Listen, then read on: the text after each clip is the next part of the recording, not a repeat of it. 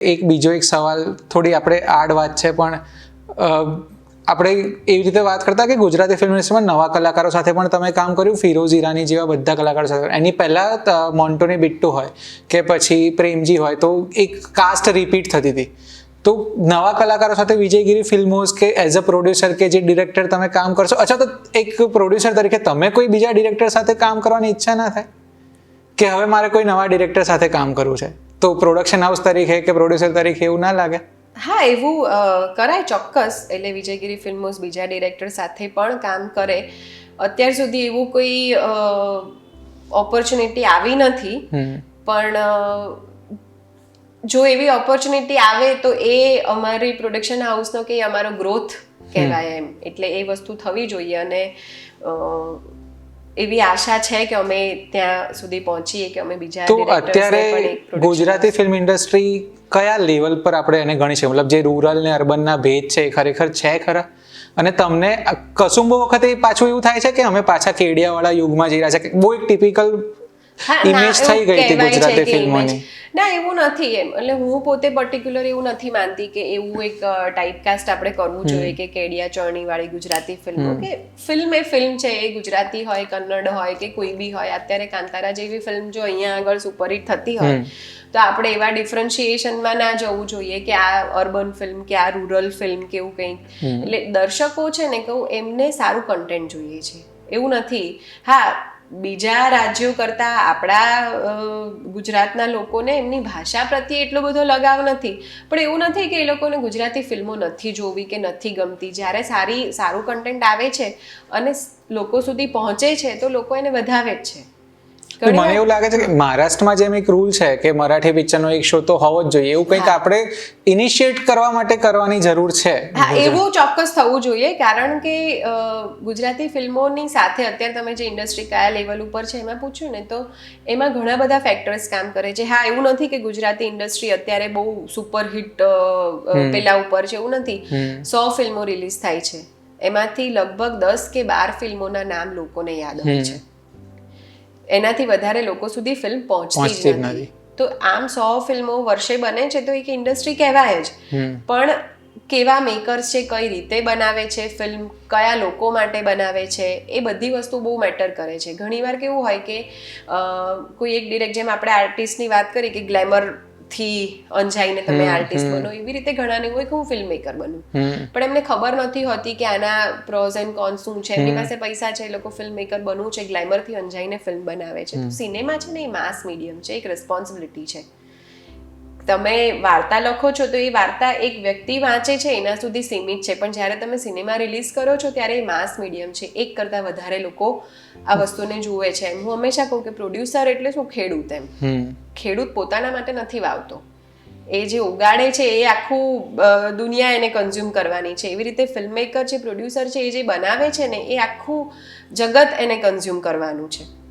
તો તમારે એક રિસ્પોન્સિબિલિટી બહુ મોટી હોય છે. પણ એવા સિરિયસ પ્રોડ્યુસર્સ આપણે ત્યાં બહુ ઓછા છે કે જે સિનેમાને એક માસ મીડિયમના ફોર્મ તરીકે જુએ છે. એટલે ઘણીવાર કન્ટેન્ટ પણ એવું ક્રિએટ થતું હોય કે લોકો દૂર જતા રહે. હવે આ નહીં પહોંચવાવાળી વાતમાં એક સવાલ એ બી છે કે પ્રમોશન ગુજરાતી ફિલ્મોનું આપણે એટલું નથી જોતા જેટલું બોલિવૂડ અગ્રેસિવ માર્કેટિંગ કરે છે. તો એ લેક કેમ છે? એઝ અ પ્રોડ્યુસર તમને વધારે આઈડિયા હશે કે ફંડ તમારું ક્યાં ક્યાં લાગી રહ્યું છે. હા, એમાં જો ઘણી બધી વસ્તુઓ કામ કરે છે. એક તો પહેલાં તો ફંડની વાત આવે ત્યારે હું કહું કે મેકર્સ વધારે ફિલ્મના પ્રોડક્શનમાં ફોકસ કરે છે, ફિલ્મ સારી બનાવી એના ઉપર. એ વખતે કદાચ ઘણીવાર એવું નથી વિચારતા હોતા કે મારે આ ફિલ્મને સારી રીતે લોકો સુધી પહોંચાડવી છે. એ ક્યાંક કોઈક જગ્યાએ એ ત્રુટિ અમુક ફિલ્મોમાં રહી જાય છે કે સારું કન્ટેન્ટ હોય પણ એ લોકો સુધી પહોંચાડી નથી શક્યા હોતા. તો એવું છે કે PR ની પણ કંઈ ખોટ છે? આપણે એવી રીતે સમજી શકીએ આને કે PR ની બહુ મોટી ખોટ છે એકચ્યુઅલમાં. એમ કે જે ફિલ્મનું PR, એટલે એવું નહીં કે મારી ફિલ્મ પ્રમોટ થાય, હું મારી ફિલ્મ પ્રમોટ થાય, ફિલ્મ સિવાય બી એક્ટર્સને પ્રમોટ કરવા માટે પણ ઇન્ડસ્ટ્રી પ્રમોટ થવી જોઈએ. હું એવું નથી કહેતી કે મારી ફિલ્મ રિલીઝ થાય છે એટલે મારી ફિલ્મ પ્રમોટ થાય. હું ઓવરઓલ ગુજરાતી ઇન્ડસ્ટ્રી, અત્યારે આપણે ફિલ્મફેર એવોર્ડ્સ અહીંયા ગુજરાતમાં થવાના છે, તો મને એવું હોય કે ગુજરાતી ઇન્ડસ્ટ્રી પણ ત્યાં પ્રમોટ થવી જોઈએ.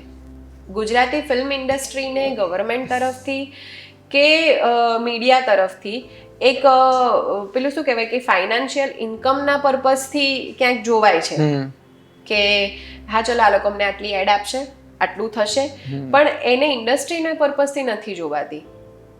એ સપોર્ટ સિસ્ટમ ક્યાંક થોડીક જરૂર, જેમ કે ગવર્મેન્ટ અમુક શોઝ, જેમ તમે વાત કરી કે મરાઠીમાં એક કમ્પલસરી, તો થિયેટર ઓનર્સ તરફથી એક અલગ સપોર્ટ મળે ગુજરાતી ફિલ્મોને કે જેનું પ્રોજેક્શન થાય.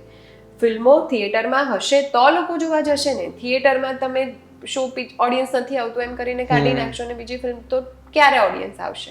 પછી ઓટીટીની રાહ જોવી પડે છે. પછી ઓટીટીની રાહ જોવી પડે છે ને પછી એમ કે અમે તો ફોનમાં આવશે ત્યારે જોઈ લઈશું. એવું થાય જ છે, પાયરસી બી થાય છે, લોકો જુએ જ છે. પણ એવું નથી કે સિનેમા ના ચાલતા હોત તો થિયેટરો બંધ થઈ ગયા હોત. એટલે લોકો થિયેટરમાં તો જાય જ છે જોવા.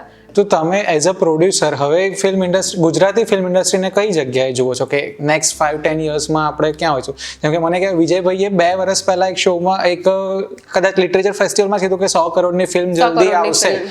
અને હવે આપણે એવું જોવા જઈએ કે બોલિવૂડ તો જે રીતે વધી રહ્યું છે આ રીતે 100 કરોડની બી વેલ્યુ નથી રહી, પણ તો બી આપણા માટે તો એક બહુ મોટી વાત હશે ફિલ્મ એટલે પહોંચે તો. ફિલ્મ એટલે પહોંચે જ, અને અમારો તો ટાર્ગેટ જ છે કસુંબોને આપણે 100 કરોડ સુધી પહોંચાડીએ.